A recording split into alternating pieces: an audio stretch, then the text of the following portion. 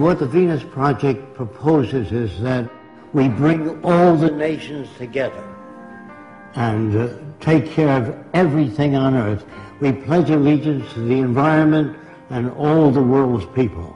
The end of separate nations, the end of the artificial boundaries that separate people, and the sharing of all the world's resources by all the world's people. If few nations control most of the Earth's resources, you're going to have territorial disputes. You're going to have war. You're going to have all the problems you've always had. That's why most people think it's human nature. They think man is basically greedy, and that this is why you have problems. That is not true. A banker, a serial killer, and a gangster, and a priest are made by environment. It's not human behavior, it's the environment we come from which generates behavior. We are victims of culture, all of us. That's why we have a distorted view. We believe that some people are good, some are bad, some are creative, some are less creative. All that's bunk. Everyone can be creative. Now, they tell you in your schools that plants grow. That's a lie. They need water, sunshine, soil, moisture, gravity, all those things. Without them, the plant doesn't move. There is nothing in the earth today that is not acted upon by resident forces. And your language was designed hundreds of years ago. That's why we can't talk to each other.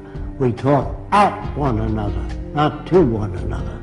A lawyer is a guy that takes language, twists it around to any way he wants to. If he's skilled at it, he can knock you out, put you in jail. A lawyer would be considered a criminal in the future. So would all bankers, and all businessmen, and all politicians. Don't forget, you're brought up to believe that King Solomon was a great guy. He had 1,000 wives. He'd be arrested today as a bigamist. So all the things that you're taught, they teach you to fit in with this culture. There's no such thing as thinking things over. You think within the context of the way you were brought up. So it's very hard for so-called normal people to step outside of the environment.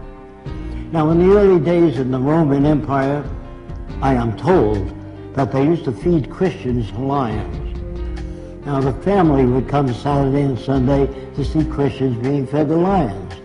And the kids would say, "Daddy, can we come next week to see Christians being fed to lions?" Daddy would say, "If you behave yourself." Are these kids sick? No. They're normal to that culture. There are no good or bad people. There are no corrupt people or dishonest people, creative people, lazy people. All that's bunk. If you're raised in a society that understands human behavior, you don't have those variations. You can block them through education. You must design for human comfort, and you must design cities with art centers, music centers, cultural centers. I can only talk a little bit about America because that's where I'm from. I don't like our country. It's completely corrupt. And that's for most civilizations today. They're all corrupt. I'm sorry to say that. I don't like what I'm saying. I wish it were otherwise. We are brought up in a system called established. Established means it serves the interest of the lead group, the control group. What we really need is an emergent society. There are no great men, no great women. All people are creative, but they're not brought up to know what that means. So when they tell you that your government likes you, they're working for you, all that's bunk. So when I say people hardly know what they're talking about, because they're not brought up to be sane. They're brought up to fit in with the establishment. National loyalty is really a form of stupidity. All people need clean air, clean water, arable land, and a relevant education. That means no businessmen, no advertising, no investment bankers. I used to work for Ernst Udet, and I said, "How did you shoot down 70 airplanes?" And he said to me, "I would fly above aerial combat and watch the rookies that couldn't handle planes well and knock them off." Now, what kind of a person is that? He's a war hero, great man. There are bums and stupid people brought up by an arrogant society that doesn't give a shit about anyone else but the established institutions. Man, this includes me, cannot think or reason. When your car veers to the right, you don't kick it and beat it up. Either your tire pressure's uneven or something's wrong with the steering column. You try to understand. When children beat up other people and hurt other people like a bully, that's part of their conditioning, their associative memory, the system they live under, which doesn't correct that. Schools do not teach you much, are mostly concerned with propaganda. Most schools don't teach you how to live, find meaning in your own life, how to disagree without getting angry. What is really needed is the intelligent management of the Earth's resources for the benefit of everyone. Now, the only way you can do that is through technology. Everything that you have, your lights, your air conditioning, your automobile, your airplanes, all technology. Politicians can't give you that. Politicians don't know what to do. They make laws. Say no to drugs. Well, that's not going to stop a person from selling drugs as long as there's money in it. But if you do away with the money system and build access centers where anyone can have access to the necessities of life without filling out 1 million forms or appealing to Fresco, it's all available to everyone. Go to your big department stores or your food stores, you'll see lots of stuff. We are now capable of producing in abundance. People say to me, I know two people from the same environment. One turned out to be a priest, the other a gangster. If environment is everything, how do you get those differences? You get those differences by playing with the youngest child, 4 years old, while the 7-year-old stiff. That's where jealousy comes from. It comes from poor manipulation of the variables. If you grade children in school, you hurt the other kids. I got an A, what did you get? F, failure. You know, all of us, by the way, are prostitutes in this system. If you sing and you sell toothpaste, you're a prostitute. If you get up and you say, I got just the house you're looking for, you're a prostitute for the establishment. So there's no good or bad people now.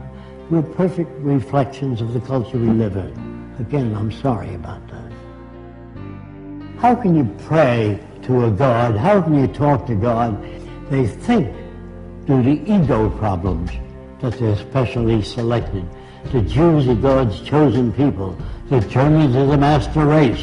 You know, all these little egocentric people think that they're put here to lead the world into a better direction. Galileo found seashells on the mountaintop. He took it to the Catholic Church, and he said, maybe the mountain was once under the water and was pushed up. And the church said, no, the devil put that stuff there to confuse you.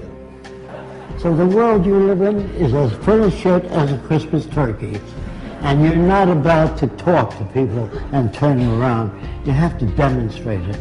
So I don't say science is perfect, but it's closer to our problems than any other system. People really don't know what to do, so they put up a sign, thou shalt not steal, don't be dishonest. That doesn't change people. All money systems, as they begin to collapse and change, they move toward fascism. It's part of the history of civilization to move in that direction. The wealthy people try to protect what they have. I went to the South Seas when I was 21. Everybody on the island was nude, except when men climbed trees. They wore kind of a jockstrap to prevent their balls from being caught in the branches. So everybody walked around nude. And the interesting thing about it is I never saw a native stare at a girl's body, only her eyes. When you talk to a woman, you never say, hey, get a load of that chick. That's what you get in civilization. You cover the girl. If people swam nude when they were this high, you couldn't sell pictures of a nude girl. Do you understand that? I get to know the natives so well, I watch them make love. And they stroke the whole female, the top of her head all the way down. They had no fetishes.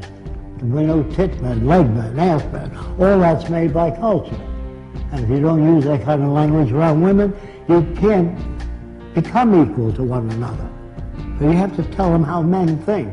That isn't how they think. That's how they're brought up. When guys poke each other, hey, get a load of that chick, you know. That is learned in the culture. In the islands, they never did that. It's like you stroking a dog. You stroke the whole dog. You don't stop at the balls. You stroke the whole dog. Understand? I'm not your enemy. I'm not trying to hurt you. I'm trying to tell you that if we use science and technology, everyone will be given the best opportunity so that we can bring out the best in every human being.